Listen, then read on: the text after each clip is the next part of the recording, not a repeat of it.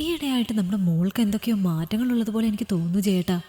രാത്രി കിടക്കാൻ നേരം സുധർമ്മ ജയനോട് പറഞ്ഞു. അതെന്താ നിനക്കിപ്പോൾ അങ്ങനെ ഒരു തോന്നൽ? കോളേജ് വിട്ട് വന്നാൽ ഏത് നേരവും അവൾക്ക് മൊബൈലും കയ്യിൽ പിടിച്ചിരിക്കാനേ നേരമുള്ളൂ. രാത്രി 12 ഉറങ്ങില്ല. വല്ല ചുറ്റിക്കളിയും ഉണ്ടോ എന്നാണ് എൻ്റെ സംശയം. നിനക്ക് ഭ്രാന്തുണ്ടോ സുധേ? ഈ പ്രായത്തിലെ പിള്ളേർ അല്പസ്വല്പം മൊബൈലൊക്കെ ഉപയോഗിച്ചെന്നിരിക്കും. അതിനെ നീ മറ്റേ കണ്ണിലൂടെ കാണേണ്ട ആവശ്യമില്ല. അവളെ എൻ്റെ മോളാ. എൻ്റെ മോൾ അങ്ങനെ നീ പറഞ്ഞതുപോലെ വഴിതെറ്റി പോകുന്ന ടൈപ്പല്ല. നീ വെറുതെ എൻ്റെ കൊച്ചിനെ സംശയിക്കാൻ നിൽക്കണ്ട, ജയൻ ദേഷ്യത്തോടെ പറഞ്ഞു. അല്ലെങ്കിലും നിങ്ങളോട് പറഞ്ഞിട്ട് കാര്യമില്ല. ഇനി അവൾ എന്തൊപ്പിച്ചുകൊണ്ട് വന്നാലും എൻ്റെ മേക്കിട്ട് കയറാൻ വന്നേക്കരുത്, പറഞ്ഞേക്കാം. കലി തുള്ളിക്കൊണ്ട് സുധർമ്മ കട്ടിലിൻ്റെ മറുവശത്തേക്ക് കിടന്നു. ജയൻ്റെയും സുധർമ്മയുടെയും ഒരേ ഒരു മകളാണ് വേണി. BA 3ാം വർഷ വിദ്യാർത്ഥിനിയാണ് അവൾ. കോളേജിൽ കൂടെയുള്ള കുട്ടികളൊക്കെ മൊബൈൽ ഉണ്ടെന്ന് പറഞ്ഞ് അവളും ജയനോട് കോളേജിൽ പോയി തുടങ്ങിയപ്പോൾ മുതൽ ഒരെണ്ണം ആവശ്യപ്പെടുന്നുണ്ടായിരുന്നു.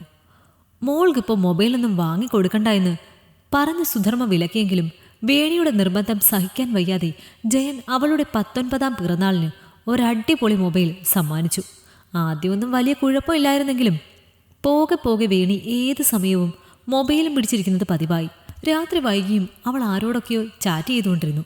ചോദിക്കുമ്പോൾ പറയും പഠിക്കുകയാണ്, ഫ്രണ്ട്സിനോട് സംസാരിക്കുകയാണ് എന്നൊക്കെ. മകളുടെ മാറ്റത്തിൽ ആദ്യം സംശയം തോന്നിയത് സുധർമ്മയ്ക്കാണ്. പലതവണ ജയനോട് അത് സൂചിപ്പിച്ചെങ്കിലും ഇതുതന്നെയായിരുന്നു അയാളുടെ പ്രതികരണം. മകളുടെ മേൽ അത്രയ്ക്കും വിശ്വാസമായിരുന്നു അയാൾക്ക്. ജയനും സുധർമ്മയും പരസ്പരം വഴക്കിട്ട് കട്ടിലിൻ്റെ ഇരുവശങ്ങളിലുമായി കിടക്കുമ്പോൾ വേണി മുകളിലെ തൻ്റെ മുറിയുടെ വാതിൽ തുറന്ന് ബാൽക്കണിയിൽ ആരുടെയോ വരവും കാത്തിരുന്നു. കോളേജിൽ വേണിയുടെ സീനിയറായി പഠിച്ചിരുന്ന അഖിലുമായി അവൾ കുറച്ചുനാളായി പ്രണയത്തിലാണ്. ഇന്ന് രാത്രി അവൻ അവളുടെ വീട്ടിലേക്ക് വരാമെന്ന് പറഞ്ഞിട്ടുണ്ട്. രാത്രി 12 മണി കഴിഞ്ഞപ്പോൾ ബൈക്ക് അവളുടെ വീടിന് കുറച്ചു മുൻപിലായി വെച്ചതിനു ശേഷം അഖിൽ മതിൽ ചാടി വേണിയുടെ വീട്ടിലേക്ക് പ്രവേശിച്ചു. അവൻ വരുന്നത് കണ്ടതും അവൾ ഉത്സാഹത്തോടെ പോയി ടെറസിൻ്റെ വാതിൽ തുറന്നിട്ടു.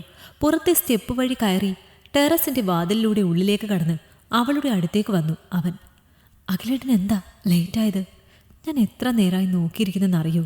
പരിഭവത്തിൽ അവൾ ചോദിച്ചു. വീട്ടിലെല്ലാവരുടെയും കണ്ണുവെട്ടിച്ചിറങ്ങണ്ടേ പെണ്ണെ? അഖിൽ പ്രണയത്തോടെ വേണിയെ കെട്ടിപ്പിടിച്ചു.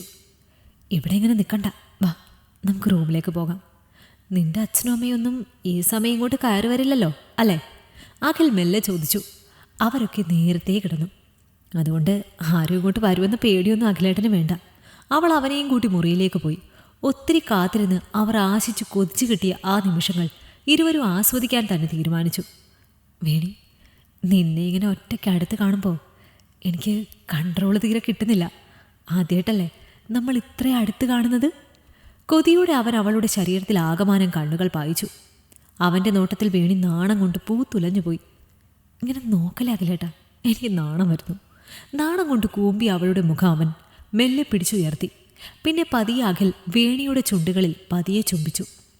അവൾ അവൻ്റെ ചുംബനത്തിൽ ഒരു നിമിഷം ലയിച്ചിരുന്നു പോയി. പിന്നെ പതിയെ പതിയെ അവൻ്റെ കരങ്ങൾ അവളുടെ ശരീരത്തിലൂടെ സഞ്ചരിക്കാൻ തുടങ്ങി. മൃദുലമായ അവളുടെ മാരടങ്ങളെ ഞെരിച്ചമർത്തിക്കൊണ്ട് അഖിലിൻ്റെ കൈകൾ അവളുടെ ഉടലിലൂടെ തഴുകിയിറങ്ങി. ആദ്യമായി അറിയുന്ന പുരുഷന്റെ സ്പർശനത്തിൽ വേണി തരളിതയായി. അഖിൽ വേണിയെടുത്ത് കട്ടിലിലേക്ക് മെല്ലെ കിടത്തിയിട്ട് അവളുടെ വസ്ത്രങ്ങളെല്ലാം പതിയെ അഴിക്കാൻ തുടങ്ങി. എൻ്റെ അമ്മോ, എന്തൊരു സ്ട്രക്ചറാടി പെണ്ണെ നിന്നെ കാണാൻ. നിന്നെ മൊത്തത്തിൽ കടിച്ചു തിന്നാൻ തോന്നുന്നുണ്ട് എനിക്ക്. പൂർണ്ണ നഗ്നയായ അവളുടെ ശരീരത്തിൽ നോക്കിക്കൊണ്ട് അഖിൽ കൊതിയോടെ പറഞ്ഞു. അവൻ്റെ കണ്ണുകളിൽ കാമം കത്തി നിന്നു. വേണി പെട്ടെന്ന് ബെഡ്ഷീറ്റ് കൊണ്ട് തൻ്റെ ദേഹം മറച്ചു. അഖിൽ ഷീറ്റ് മാറ്റി അവളുടെ ശരീരത്തിലേക്ക് പടർന്നു കയറി. ജേട്ടാ, നമുക്കൊന്ന് മോളുടെ മുറി വരെ ചെന്ന് നോക്കാം. എനിക്കെന്തോ മനസ്സിനൊരു അസ്വസ്ഥത പോലെ. അവൾ ഫോണിൽ നോക്കിയിരിക്കുകയാണെങ്കിൽ ഇപ്പം തന്നെ അത് പിടിച്ചു വാങ്ങിയേക്കണം. അടുത്ത മാസം മുതൽ പെണ്ണിന് ഫൈനൽ എക്സാം തുടങ്ങിയാണ്. ഇങ്ങനെ പോയാൽ പെണ്ണ് തോറ്റുപോകും.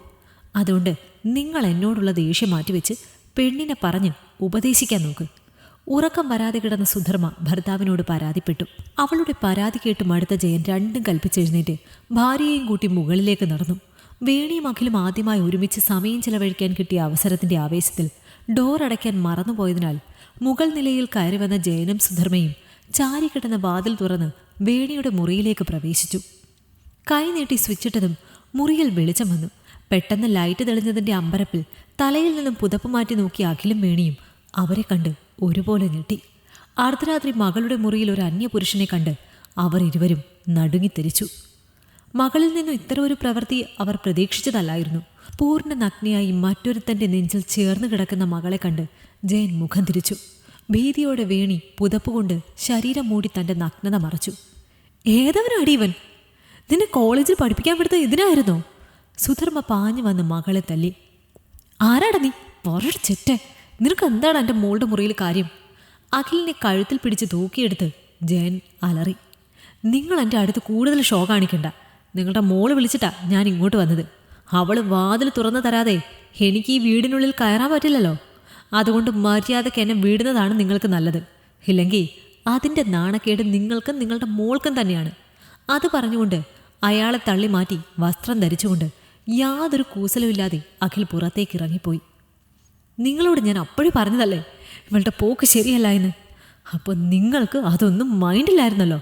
ഇപ്പം കണ്ടല്ലോ മോൾ പഠിച്ച് ഏത് അറ്റം വരെ എത്തിയെന്ന്.